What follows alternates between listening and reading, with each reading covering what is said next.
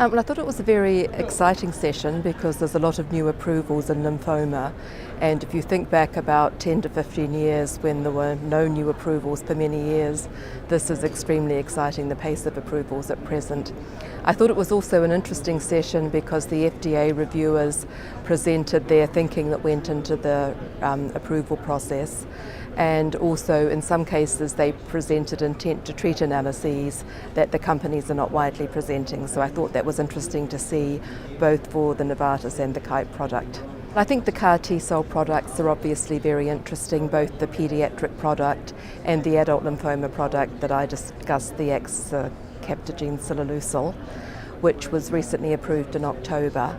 The data shows that if you look at a population of diffuse large Bcell lymphoma patients that historically have a very poor outcome, there is definitely an impressive response rate and improved survival compared to the natural history cohort, although with some caveats that you can't do a strict comparison between a clinical trial group and a natural history cohort.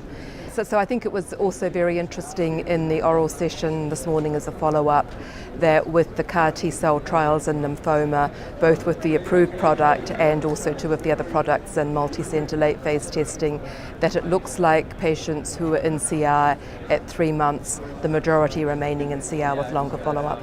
I think for that agent and the whole class of CD19 CARs in particular, there are going to be many future directions. Firstly, I think there'll be exploration in the other CD19 lymphomas that are not in the current approval, such as mantle cell and follicular lymphoma. I think one important question is how is this going to integrate with autologous transplant, which is standard of care in diffuse large B-cell lymphoma in patients who relapse and respond to subsequent therapies. So I think there will be several potential studies comparing CAR T-cell with autologous transplant. And then in a broader sense, although these results are very encouraging, it's still around 30 to 40% of patients who are having a durable response. So I think there'll be lots of efforts to try and improve the response rate by combination with other agents such as checkpoint inhibitors or other immunomodulators. And then finally, I think I talked about the possibility of using third-party cells that are not alloreactive. And these can be generated in a number of ways by gene editing of T cells or by using expanded T cells such as virus-specific T cells or other populations such as NK or NKT cells. And the advantage about this approach would be, firstly, it would be immediately available for the patient without having to wait for the 3 to 4 week manufacturing time. And second, it could treat multiple patients, so the cost of goods should come down.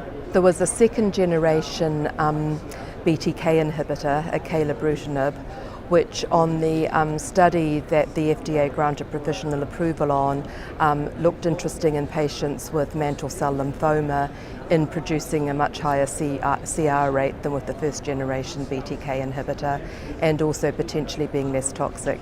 And that's important in mantle cell lymphoma as these patients are older and tend to have more comorbidities.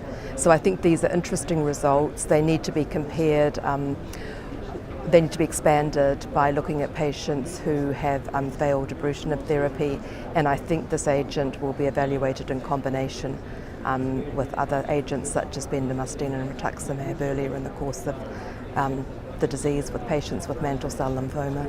I think there is a possibility, certainly with ibrutinib there's been some advantages in combining with CAR Ts and CLL, so I think that could be a possibility with acalabrutinib and CAR Ts and mantle cell lymphoma.